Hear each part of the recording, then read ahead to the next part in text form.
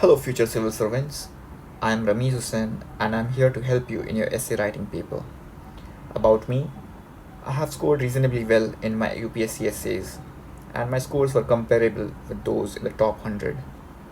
So, this video is mainly dedicated to Sarfaraz, my friend, who was eager to learn my skills. And as an initiative, I have decided to help others too. So, without wasting much time, I assume that we can start with an essay that I wrote for my 2022 attempt and discuss how a decent essay to write that can help you score well. Let's begin with a philosophical essay. The topic I chose was just because you have a choice, it does not mean that any of them has to be right.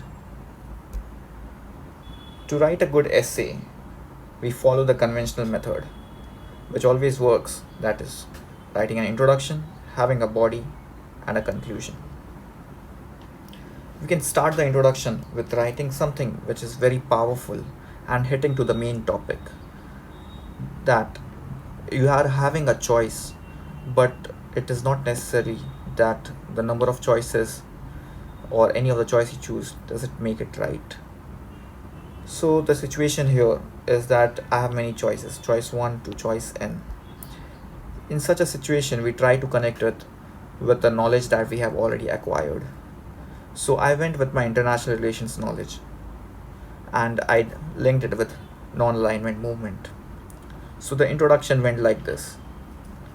After the end of Second World War, the world got divided into two blocks. One was led by Russia, which propagated communism, and the other capitalism. On the other hand, we had third world countries, which were forced to choose either of the choices, that is capitalism or communism. But what matters more to the third world countries was not the choice between capitalism or communism, but the choice between poverty and prosperity. So in this way, we have shown that the choice between capitalism or communism or going to either of the block is not necessarily the right one. So in the next paragraph, we can do one thing is write more about the keywords, how the choice, how the choice and how are the choices and what constitutes right and what each of the keyword means. Just a second, please hold on.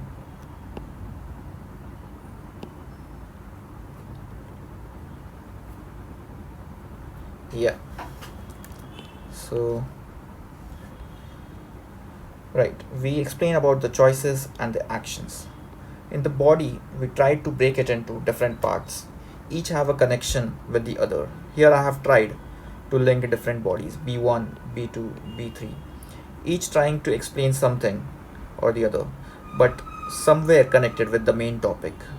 The main idea is keep hitting on the essay topic, that just because you have a choice, it does not mean any of them has to be right. I used to read a lot of books, so I started with Viktor Frankl, the person who has written the book Man's Search for Meaning. In the book, he has discussed and written how between an action and stimulus there lies a space which decides outcome, and in that outcome or response lies our growth and freedom. He also faces many types of situation where he has to select between the choices. In one of the examples he narrates, he says that being a doctor, he had just one small medicine which could help an old man to survive or maybe to prolong his death, but death was imminent for the old man. But if he gives it to the young man, there his fever would ameliorate and there was more chance of surviving. So there was a situation where he couldn't resolve either of it. It was a kind of a dilemma for him. So we try to connect such dilemmas with the topic of the essays and try to build a concrete point. In the second paragraph, we call it a B2. We can add some more situational dilemmas.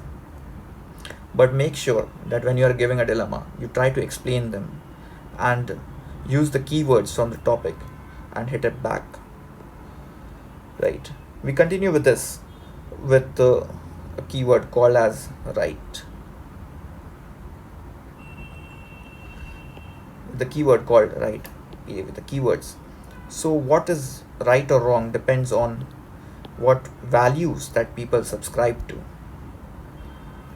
So we can take some examples from history where the Greeks chose to give the money or charity to build gymnasium rather than helping the poor.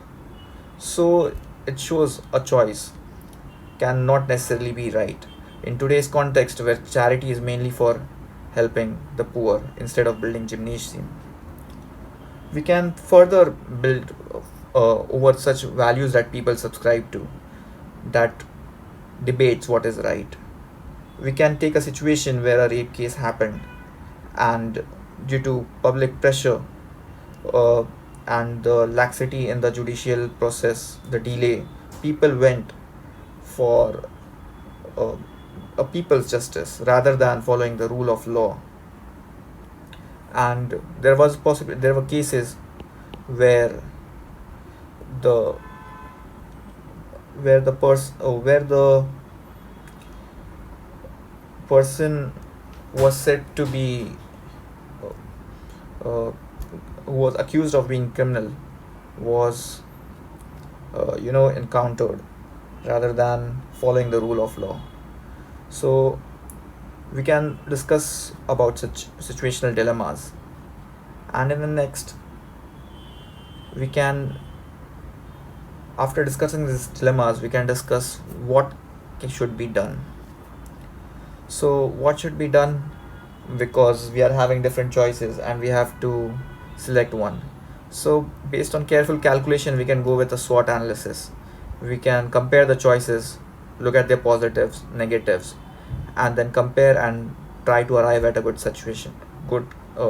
conclusion.